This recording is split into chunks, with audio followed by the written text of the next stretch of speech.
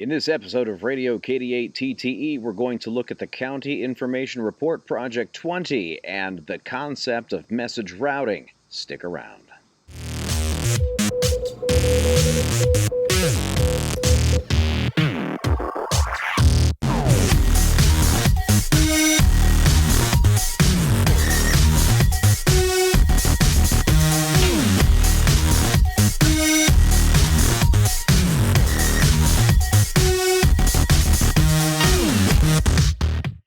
Message routing is one of the hardest things to do in radio messaging, so we're going to take a look at our progress in the Ohio Aries County Information Report Project 20.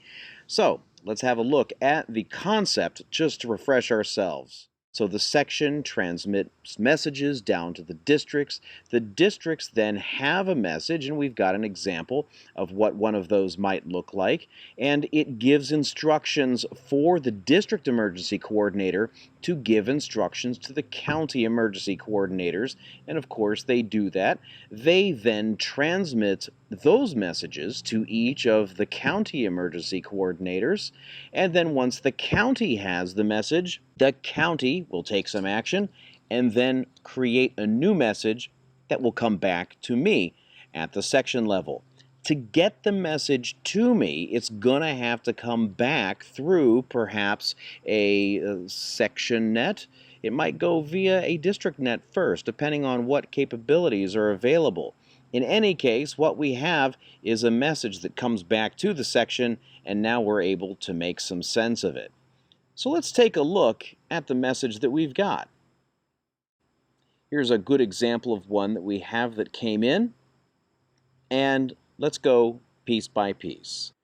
All right, so let's take a look at this message number 25. This is a good example of the use of handling instructions. Here, the handling instructions Bravo 48 means that this message needs to be delivered to the addressee within 48 hours of the time filed. If we take a look at the time filed, we see that is August 17, and the time, 17:15 Zulu.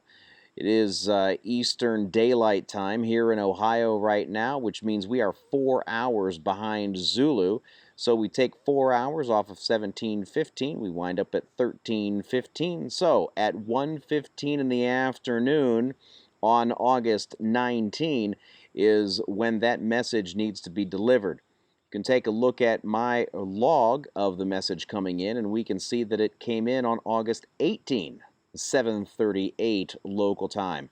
Relay did the job. It got the message to the addressee, and it did so in plenty of time to hit that 48-hour window for delivery that was indicated by handling instructions.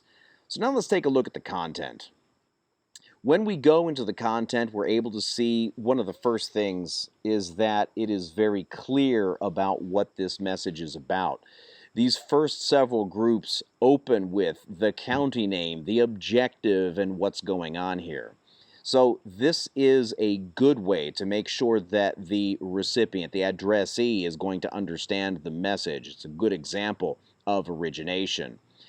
If we take a look at the signature, we can see the signature also includes the county. And so that raises a question. Do we actually need to include the name of the county in the text? I would say no, we don't. The signature is part of the message, so there's absolutely no need for us to have redundant information in the text. In this case, we would be able to save ourselves a couple of words. It's only a couple of words. What difference does it make? Well, when we're talking about a message that's 20 words, 2 words is 10%. So we're talking about a significant amount when we're talking about short messages. Remember also, these messages do take time to transmit and to relay. So any time that we can save, as long as we are not sacrificing clarity, then that's going to be a win.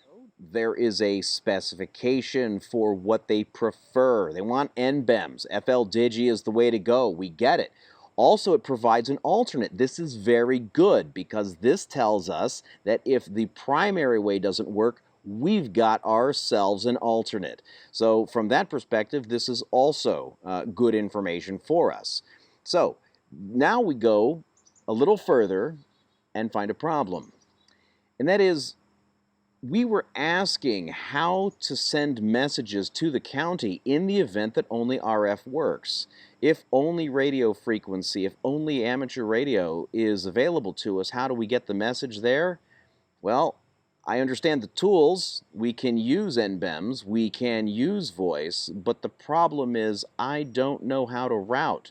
I in Bexley in Franklin County don't have a means to reach out directly to somebody in Coshocton County. So this is an example of something that is great for in-county, where everybody's able to talk to each other on the same net. That is the typical Aries configuration, so this makes perfect sense. However, when we are talking about moving outside of the boundaries of the county, we need to provide more information. How do we get the message into the county? Is there a representative from the county to a district net? Or is there a representative to a section net? If so, which one? Those are the kinds of things that we're going to need to know, because I, at the section level, may need to send a message down to somebody in Coshocton County, and I want to make sure that when I am addressing that radiogram, I provide the necessary information for the stations taking the message from me to be able to route it to the proper net through the proper system to make sure that Coshocton County can actually get it. Lots of counties have been responding with this kind of information. Again, very good, but not all of the information necessary for routing. One of the big takeaways that we get from this is that radio messaging is not a conversation. There isn't time or opportunity for somebody to give a piece of information and the recipient to ask a clarifying question. We need to anticipate what it is that the recipient is going to need and to make sure that we're providing that information. So, this is a great example of an actual message that has come through in this project and is one of the great things about this project. A couple of lessons that we can take away from this. Number one, we need good clarity in the message.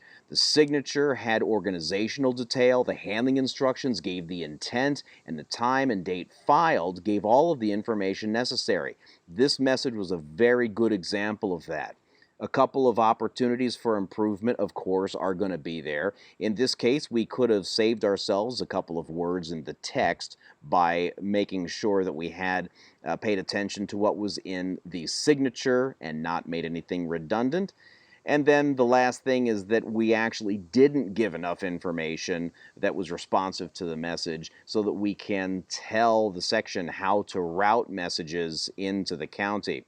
It could be that the message that I sent was just not clear enough, and so they misunderstood the instruction, or maybe not thinking through what it is that I actually needed, and so looking at it from the perspective of in-county provided an answer that fit in that case. So, effective radio messaging takes practice. That's something that we need to do, we need to keep doing, so do keep up the good work for all of you who have been participating. And make sure that you are paying attention, because we are working our way toward the simulated emergency test that will take place in Ohio on the first full weekend of October. That will be held during the Black Swan communication exercise. More information about that exercise will be getting published on the www.blackswancomex.org site. This year is going to be very interesting. There is not going to be control of the exercise that we're asking people to do down at the county level. This is going to be an opportunity for emergency coordinators, district emergency coordinators, and even officials in the section to be able just to take information as it comes and to respond as necessary. So thanks very much for watching. I hope that you found this useful. Please do like the video, share it if you find it useful, subscribe to the channel, make sure you don't miss anything else. I'll see you next time. This is Radio KD8TTE, out.